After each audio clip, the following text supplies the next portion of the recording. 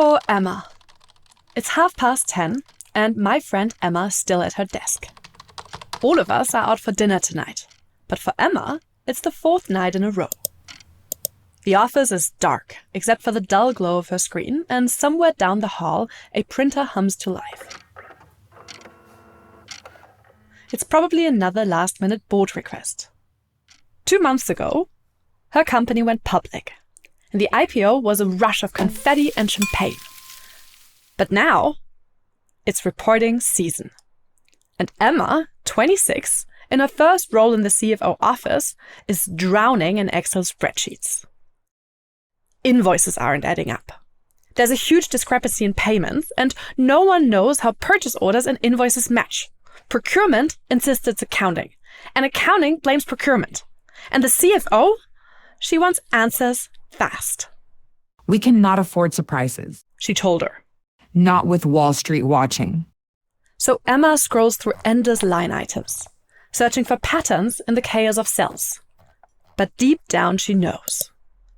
This is not about broken spreadsheets. It's about broken processes.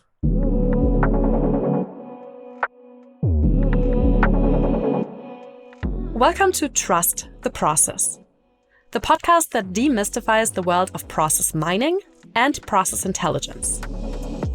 I'm your host, Angela, from the Celonis Academic Alliance. And in today's episode, we're inside the CFO office. And we are the microscope, the telescope, and the fire extinguisher all at once. So we're lifting the lid on the pressure cooker that is modern finance. And we see what happens when your company goes public, scrutiny skyrockets, and the CFO office is suddenly expected to be both a fortress of control and a hub for strategic innovation.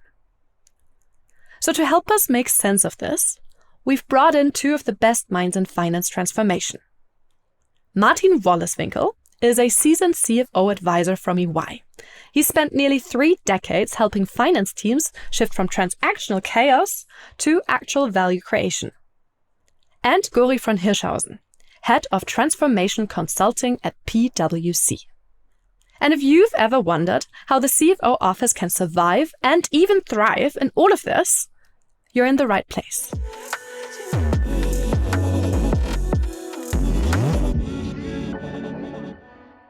Emma is an FP&A analyst. That stands for Financial Planning and Analysis.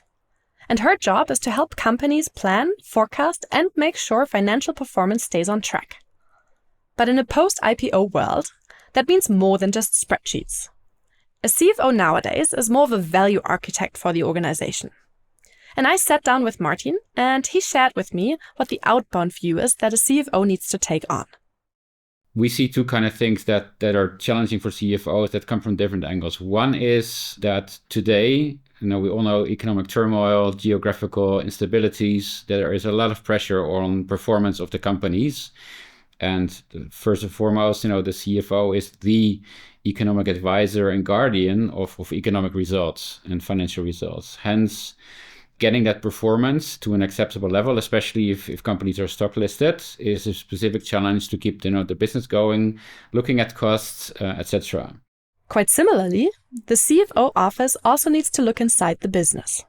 The other challenge is a more strategic one, that if we look at companies today, especially since the rise of AI, that basically business needs to reinvent itself to survive, quite frankly. That's, depending on the industry, sometimes different. However, it's a common theme that, business reinvention is crucial.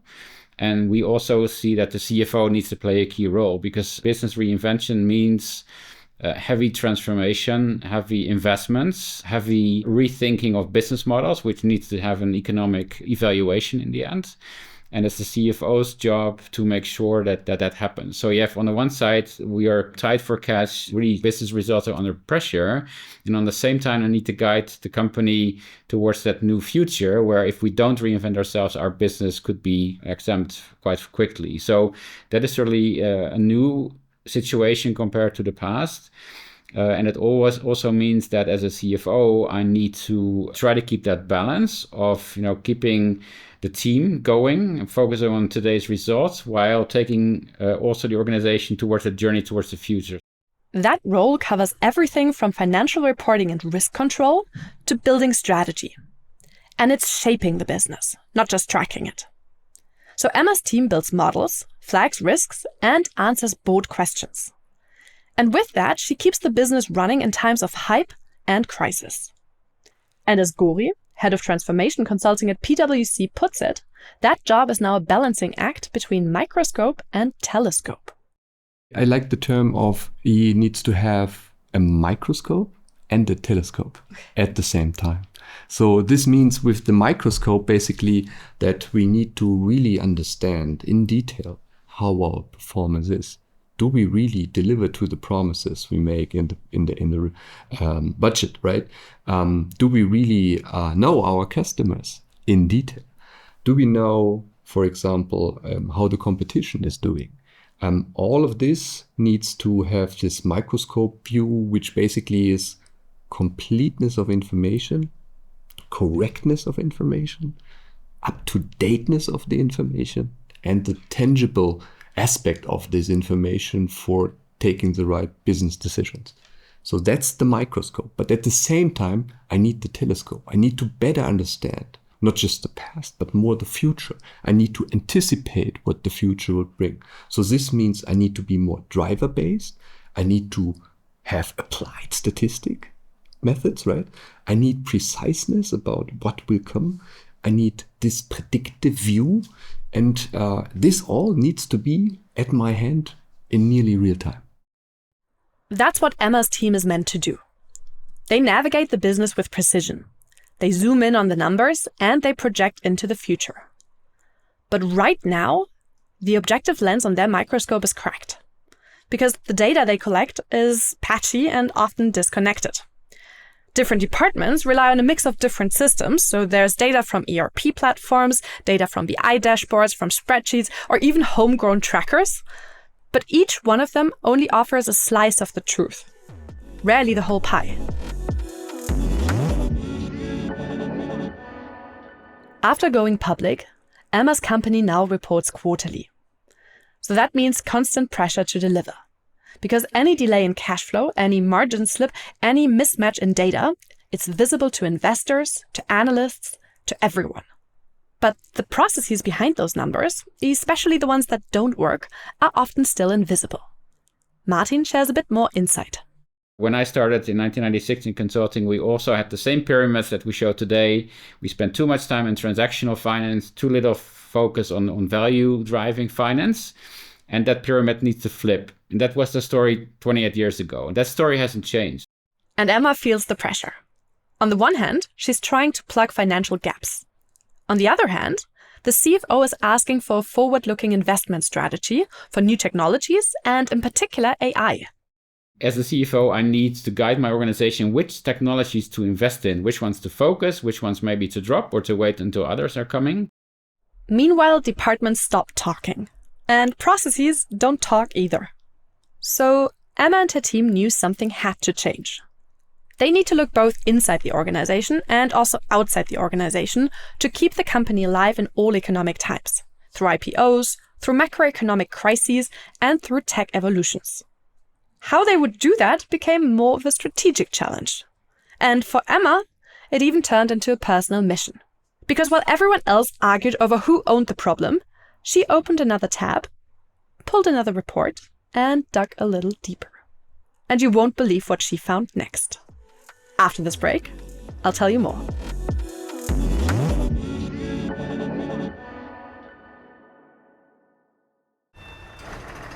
AI's got a trash problem. It's getting garbage in, so it's putting a lot of garbage out. AI is powerful, but it's only as good as the processes and data it's working with. That's why at Celonis, we make processes work and give AI the data and context it needs, like rules, benchmarks, and KPIs, so it knows what makes something good or bad for business, and AI can go from letdown to breakthrough. Search Celonis, Celonis, to make AI work.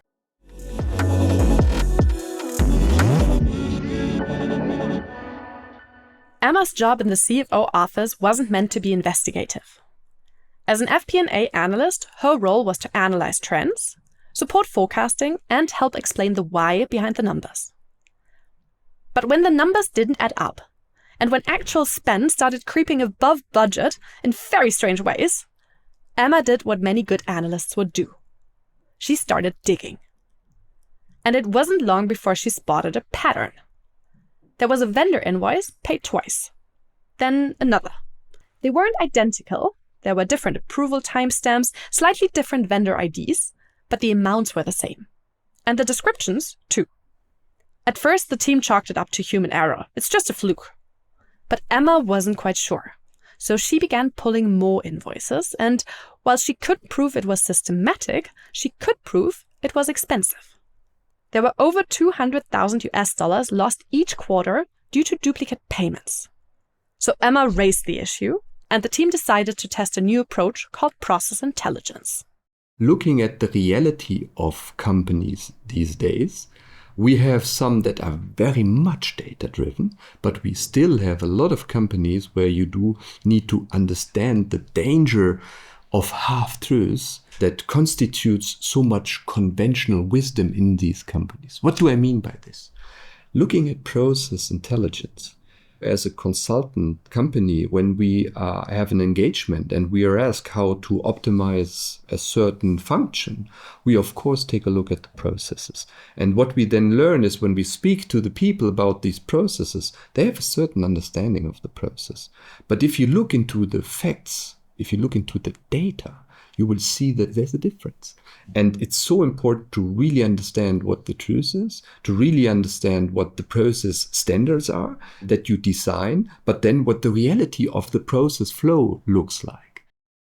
PI helped Emma aggregate and compare information from across IT systems and departments. Data was scattered across SAP, Workday, and Oracle, and all of those spreadsheets. But the team could suddenly start to see patterns that previously took weeks to unearth. Duplicate payments were suddenly traceable, and root causes began to emerge. Emma found out that there were misaligned vendor records and inconsistent naming conventions. Those were the things that Emma had suspected, but by now they surfaced in black and white. Process intelligence didn't automatically solve the problem, but it surfaced it. It showed where the fires were, and now Emma's team could put them out. For example, Emma's team had to redesign controls and clean vendor master data. This shift goes from more data transactional work to more thinking, advising, consulting work. Emma did what she'd done from the beginning. She kept digging. So she paired evidence from process intelligence with context. And she started to drive awareness within the business on the real impact that duplicate payments would have. When it comes to driving down costs out of the organization, especially for a CFO in the, let's call it transactional side, that could be transactional finance processes, procurement processes were also often part of the CFO's remit. And for that, without process intelligence, they will have, like we discussed before, either to put a ton of effort and people on it, which they don't have anymore. So that's why it's so adamant that process intelligence provided a platform to drive out costs for them. Now, I know my friend Emma. Emma hasn't stopped questioning things. But with process intelligence, she now has a better tool to investigate on the business. It's like a better lens for the microscope and for the telescope. Suddenly, the CFO office isn't just reacting to what happened last quarter, but instead, they proactively stop the damage before it's done, like our duplicate payments. So PI hasn't solved everything for Emma, but it sure changed how the CFO works. And more importantly, how they see. So let's zoom out. Emma's story might have started with spreadsheets, stress, and a missed dinner invitation. But what it really showed us is that the world she's operating in has changed. Completely. What do you think, Gori? VUCA is the acronym for volatility, uncertainty, or complexity, ambiguity. But this now meets the so-called Barney world, which is a new acronym, which also adds on the brittle, the anxious, the nonlinear, and the incomprehensiveness of what we are facing at the moment. And this is new to CFOs because we had challenges before, of course. We had economic challenges before. But now this all falls into one. VUCA, Barney, whatever. What's really needed is clarity. And that's what process intelligence brings, both for our microscope and our telescope. And sometimes it's even our fire extinguisher. Because in a Barney world, brittle only breaks, but adaptive really wins. So join us next time as we shift from the CFO office to the consultant's playbook. Because process intelligence didn't just reshape Emma's day-to-day, but also the way that consultants work. Because when processes work, everything works. And Emma can finally join us for dinner.